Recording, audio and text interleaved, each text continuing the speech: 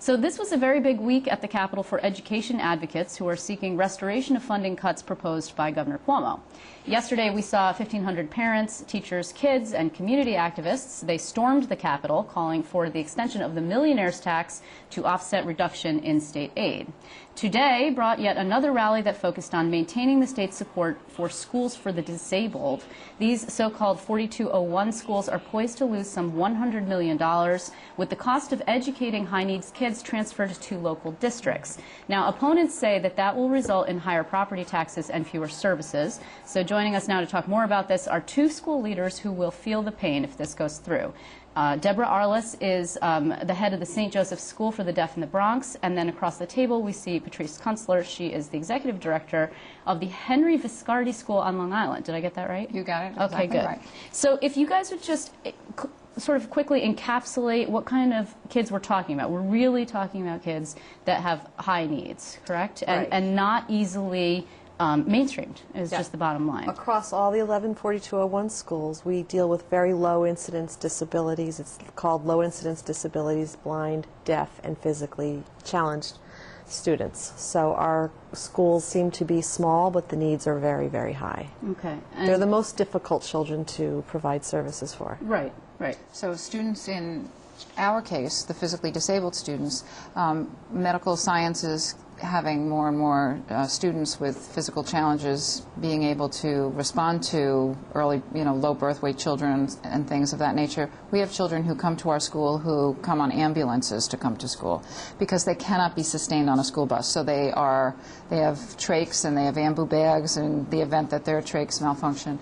On a regular basis, we have 4 full-time nurses. They do 70 or so medical procedures a day, including tube feeding, catheterizations, suctioning, O2 level monitors. We have kids who need their O2 level monitored before they get on the bus, when they get off the bus, certain times during the day, every week. So that's why we're talking about. Now, there's an op-ed that the budget director has written. That would be Bob Magna. It's going to appear in a newspaper tomorrow.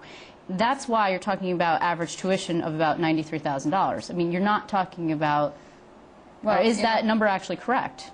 We haven't actually heard a number, but I will say that that number sounds relatively high. I think that certainly in a school like ours, we have a lot of high needs kids. On the IEPs, we see an increase in related services that are necessary for students.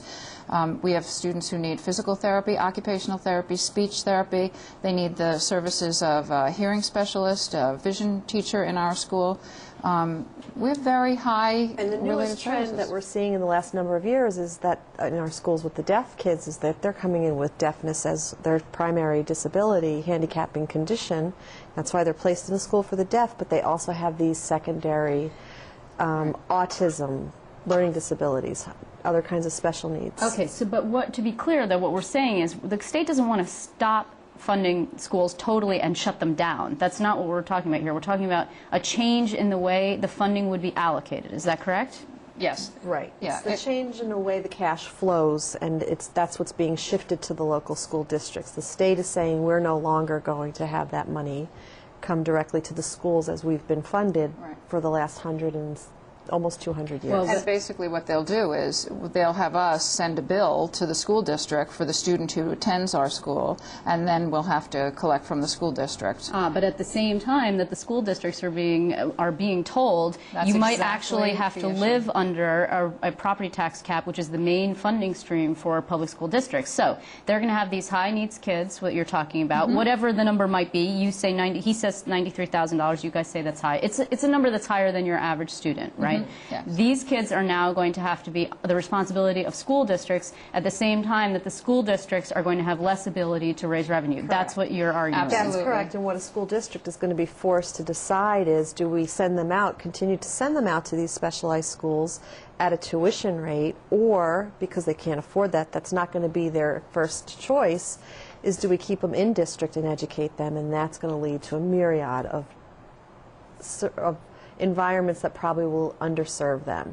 Like what, for example? I mean, what would be when you have a deaf student, when you have a deaf school, you have a critical mass at any grade level. When you put those kids back into their local school districts, they then get dispersed throughout. There's not the critical mass, that's gone. The language environment they need to learn in is gone.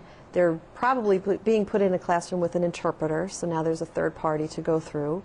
So the direct communication I is was gone. going to say, today we heard a lot of children who were talking about not having a third party interpret for them when they are with their friends. And I mean, in all of our schools, we think that kids have a right to go to school with their peer group. And they need to learn about their disabilities. They need to learn about the individuals who have blindness, deafness, or a physical disability. If they want to, right? I mean, if you want to Sure. mainstream your kid, you can do that. Absolutely. That's what David Patterson's parents Absolutely. did. And they chose that for him. They wanted Absolutely. him to go to school on Long Island, and that is something that they wanted. Then you have another argument to say that not doing that is having a peer group of kids. The thing is that That's the right of special ed law. That's federal law, that Right. you should have a continuum of services, and what's going to disappear are these choices of these schools. So would it then, do you think, lead to a lawsuit if that? Absolutely. I see. Okay. So not all schools, though. I mean, this is what the budget director says. There's 11 of these schools. Right. Not all schools that serve kids that have needs like this are receiving this kind of special funding. 4201 is a special class of schools. A special section of the law. So what's the argument for not having everybody receive the same kind of treatment, every school receiving the same kind of treatment? Because that's what you guys are advocating, to continue. Every school within the 4201 system, the 11 schools? No, in other words, for all of the 100-plus special education schools in the state, which is what the budget director is Right. saying, why can't you guys all be treated like these other people? Why should you have a specialized class of special treatment? I think that part of the issue is that a lot of these schools who are funded under a rate-setting methodology have had a lot of difficulty. You can appeal your rate, but if you take 5 years to grieve it, so to speak, you can wind up in a difficult financial situation. It's not that expenses are getting lower. We have technology needs that our schools have that are very critical for our children. Technology can level the playing field, but it takes a lot of ingenuity to create switches and on-screen keyboards and things of that nature that kids need.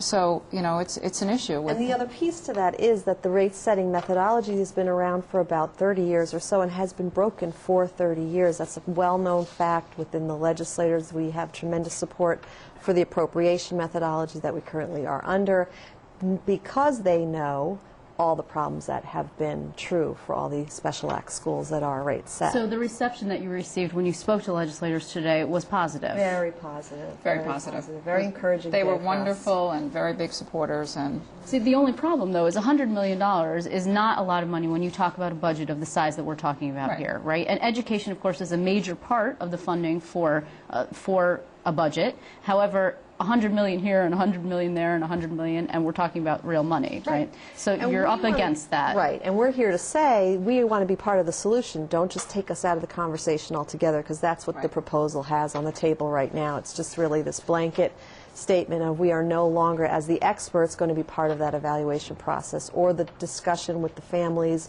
and the committees on special education that are in charge of the assessment and placement of these students.